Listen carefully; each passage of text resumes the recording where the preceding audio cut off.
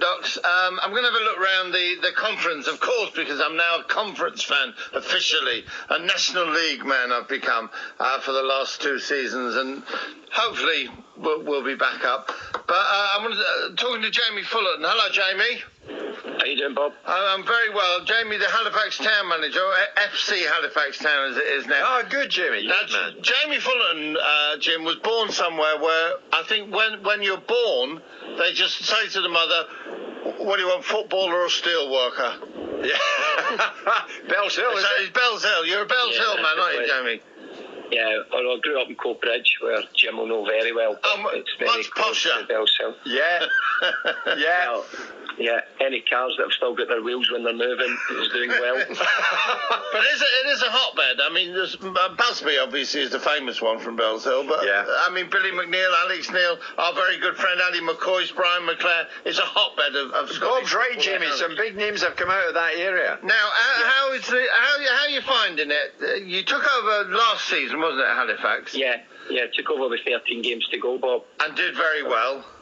Yeah, we did okay. We managed to stay up. We were in relegation at the time. Yeah. And we managed to get to 16th, so we gained a little bit of momentum and traction. And that's carried through this season, hasn't it? Yeah, Bob, I think, you know, in this league, there's, everybody talks about transition and change, but it happens every year here due to the financial constraints that you work upon. So most players work off of 1-year contracts, so to have continuity and consistency is quite difficult. And that word everybody uses in football called a challenge, which just means it's bloody hard. That's what it is. Yeah. And what we made a conscious decision, me and my assistant Phil Hughes, that when we finished the season, it was really important that we hit the ground running in August and September, because the way the National League structures the league, by the end of September we've played almost a third of our fixtures. So whilst you can get into that rhythm of we've still got 40 games, we've still got 35, before you know it you've got 15 and you're in a relegation dogfight. So we made a conscious effort over the pre-season to make sure that we were prepared and ready to hit the ground running, and unfortunately the way it's worked, we're in an okay position at this moment after August. Yeah, you're top, and of course, what people might not understand, it's still only one up automatically from there, and then they have the strange playoff system where you can go all the way down to 7th, basically, for the playoff. Now, when you were at Palace, you spent some time down here at Palace. I'm trying to work out from the dates who you were. Was it Steve Coppell when you went there? Yeah. Steve was my manager who signed me there. And then you lived through Attilio Lombardi. And were you there for when Ron Nodes took over and all that? Yeah, I was in with Ron. But then Venables there as well. Yeah, all those managers. Okay, so you picked up a lot as you.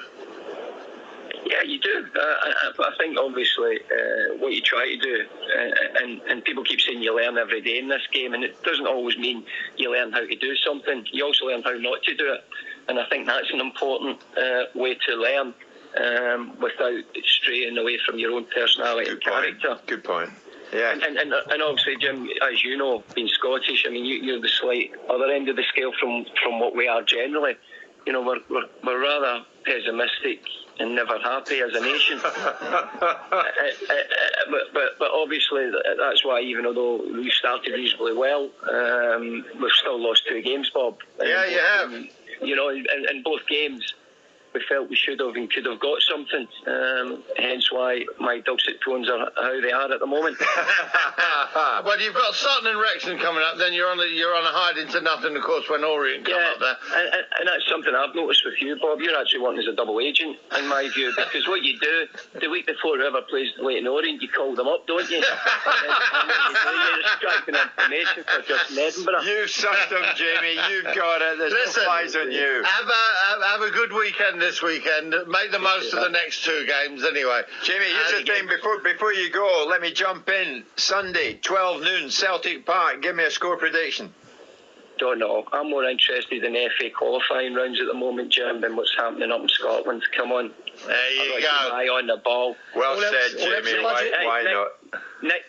Next, what Jim will be doing is asking what school I went to. That's the usual form of questions from a Scotsman. Not at all. Jamie, great having you on. Thanks, well done, Jamie. Bob. Cheers, mate. Guys. Good man.